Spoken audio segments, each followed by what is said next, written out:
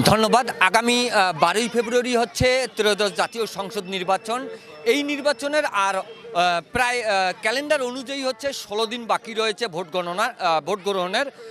সেদিন কিন্তু এই নির্বাচনের দিন যতই ঘনিয়ে আসছে ততই কিন্তু প্রচারণা কাউনিয়ায় জমে উঠেছে।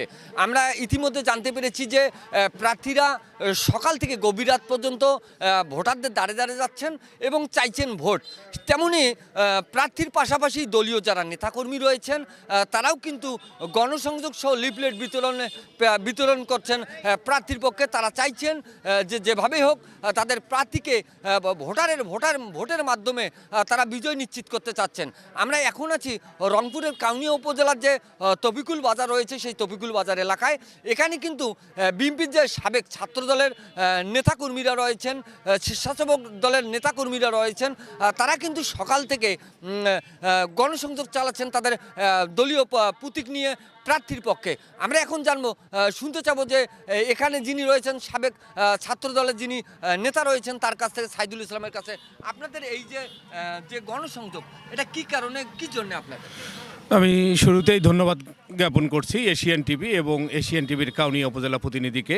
আপনারা জানেন যে আমাদের বিএনপির যে চেয়ারম্যান দেশনায়ক তারেক রহমানের নেতৃত্বে, তারেক রহমানের নির্দেশে যে 31 দফা রয়েছে, এই 31 দফা আমরা মানুষের মাঝে তুলে ধরার চেষ্টা করছি, প্রতিটি ভোটারদের দ্বারে দ্বারে যাওয়ার চেষ্টা করছি এবং বিএনপি মনোনীত যে প্রার্থী রয়েছে আমাদের কাউনিয়া পীরগাছা রংপুর 4 আসনে আলহাজ এমদাদুল হক ভরসা, তার পক্ষে আমরা কাজ করছি। উনিও দিন রাত ছুটে বেড়াচ্ছেন। আরেকটি বিষয় আপনাদের ক্লিয়ার করি, সেটা হলো যে আপনারা দেখেছেন ইতিপূর্বে গণমাধ্যম কর্মী যারা রয়েছেন, আপনারা কিন্তু ইতিপূর্বে দেখেছেন, সেটা হলো আমাদের প্রার্থী আলহাজ এমদাদুল হক ভরসা দীর্ঘদিন থেকে এই কাউনিয়া পীরগাছা এবং হারাগাছের মানুষের প্রতিটি ভোটারের দ্বারে দ্বারে গিয়েছেন, সবার সঙ্গে সৌজন্য সাক্ষাৎ করেছেন এবং তার আরও একটি পরিচয় রয়েছে, তিনি হলো রংপুর জেলা বিএনপির প্রতিষ্ঠাতা আলহাজ মরহুম রহিমউদ্দিন ভরসা, যিনি 79তে একবার এই অঞ্চল থেকে সংসদ সদস্য নির্বাচিত হয়েছিলেন। তারপর থেকে কিন্তু আমরা বিএনপির কোনো প্রার্থীকে সংসদে আমরা পাঠাতে পারিনি, এটা আসলে আমাদের ব্যর্থতা।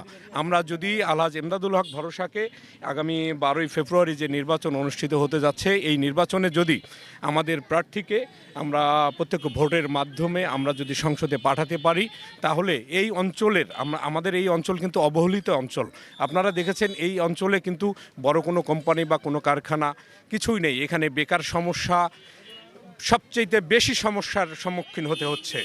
তারপর আরও একটি বিষয় দেখেছেন, আমাদের এই প্রার্থী 5ই আগস্টের পর এবং আগেও আপনারা দেখেছেন যে আমাদের এই প্রার্থীর নির্দেশনায় কাউনিয়া এবং পীরগাছা হারাগাছের যারা রয়েছে, যে সকল নেতাকর্মী রয়েছেন, তার নির্দেশনা ছিল কঠোর নির্দেশনা।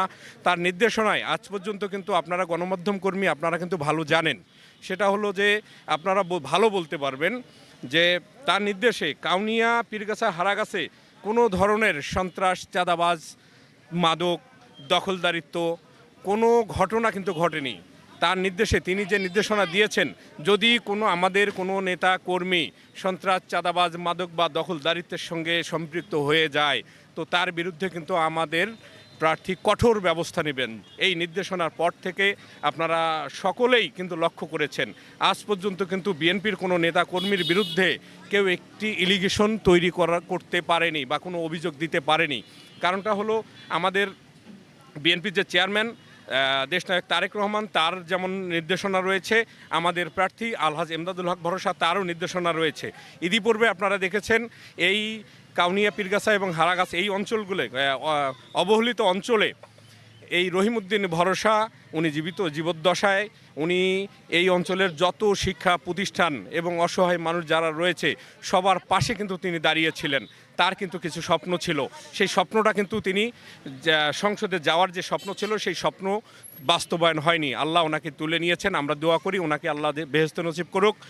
তাই আমরা তার যে অসমাপ্ত যে কাজগুলো রয়েছে, তার যে স্বপ্ন ছিল, সেই স্বপ্ন বাস্তবায়নের লক্ষ্যে তারই সন্তান আমাদের কাউনিয়া উপজেলা বিএনপির সম্মানিত সভাপতি আলহাজ এমদাদুল হক ভরসা, আমরা চাচ্ছি তাকে আগামী 12ই জানুয়ারি যে ফেব্রুয়ারি যে নির্বাচন অনুষ্ঠিত হবে, এই নির্বাচনে তাকে প্রত্যক্ষ ভোটের মাধ্যমে আমরা সংসদে পাঠিয়ে এই এলাকার যত অসমাপ্ত কাজ রয়েছে, উন্নয়নের সর্বোচ্চ শিখরে আমরা আমাদের উন্নয়নমূলক কর্মকাণ্ড আমরা তার কাছ থেকে আদায় করে নিব।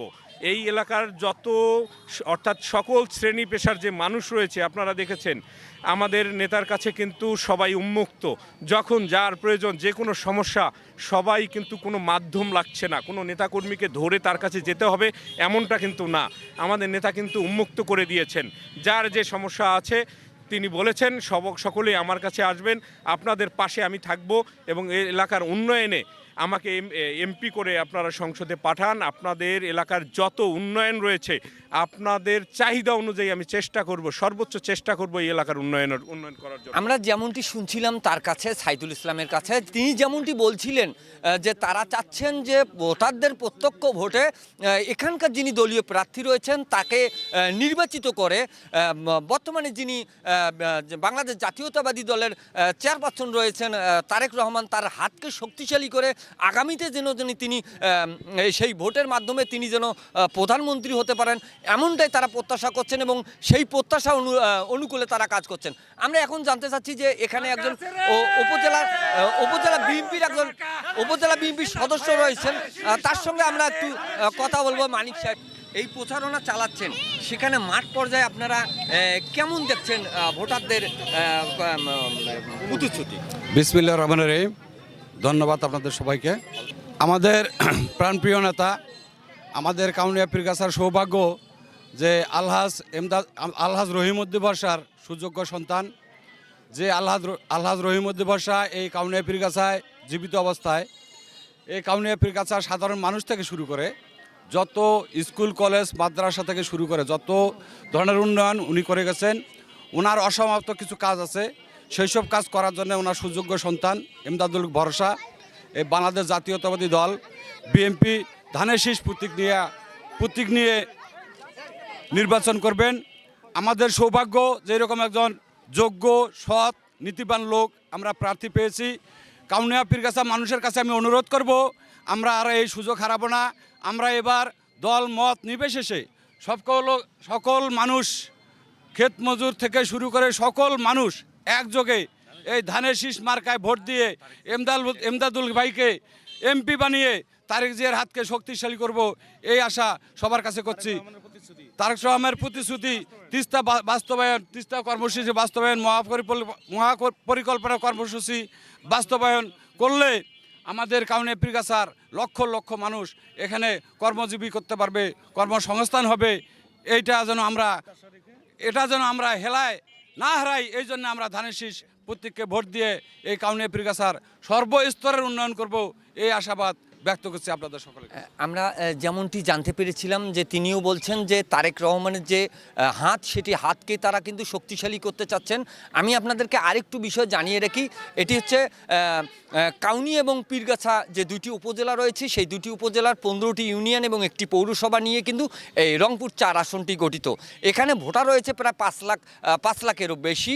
সেখানে কিন্তু এখানে এই আসনে বাংলাদেশ জাতীয়তাবাদী দল বিএনপির ধানের শীষ প্রতীক নিয়ে কিন্তু আলহাজ এমদাদুল হক ভরসা 10 দলীয় জোট, জামাতে 10 দলীয় জোটের যিনি প্রার্থী রয়েছেন, বাংলাদেশ জাতীয় নাগরিক পার্টির যিনি সদস্য সচিব শাপলাকলি প্রতীক নিয়ে কিন্তু আক্তার হোসেন, আরও রয়েছেন যিনি জাতীয় পার্টির একজন লাঙ্গল প্রতীক নিয়ে মাহবুবুর রহমান, এবং ইসলামী আন্দোলন বাংলাদেশ জাহিদ হাসান সহ হাতপাতা প্রতীক নিয়ে জাহিদ হাসান সহ এখানে 7 জন প্রার্থী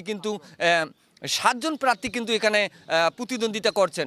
আমরা এই বিষয়গুলো যতটুকু জানতে পেরেছি যে এখানকার যারা নেতাকর্মী রয়েছেন, জাতীয়তাবাদী দল বিএনপির যারা নেতাকর্মী রয়েছেন, প্রার্থীর পাশাপাশি যে নেতাকর্মী রয়েছেন তারা কিন্তু সকাল থেকে গভীর রাত পর্যন্ত উপজেলার যে বিভিন্ন হাট বাজার সহ গ্রাম অঞ্চল যেগুলো রয়েছে, প্রান্তিক যে জনপদ রয়েছে, চর অঞ্চল রয়েছে, সেখানে কিন্তু তারা যাচ্ছেন এবং গিয়ে তারা কিন্তু এই ধানের শীষ প্রতীকের যে প্রার্থী তারা কিন্তু তাদেরকে পরিচয় করে দিচ্ছেন এবং তারা বলছেন যে তারা এবার সাধারণ ভোটারের ভোটে এখানকার যিনি ধানের শীষ প্রতীকের প্রার্থী রয়েছেন তাকে জয়যুক্ত করার কথা বলছেন।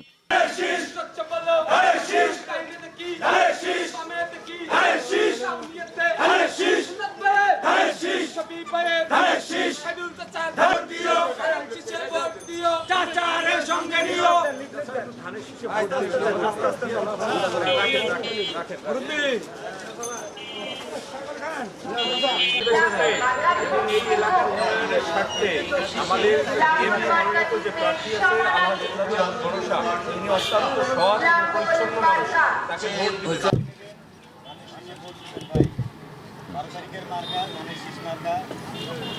ঠিক আছে, ঠিক আছে।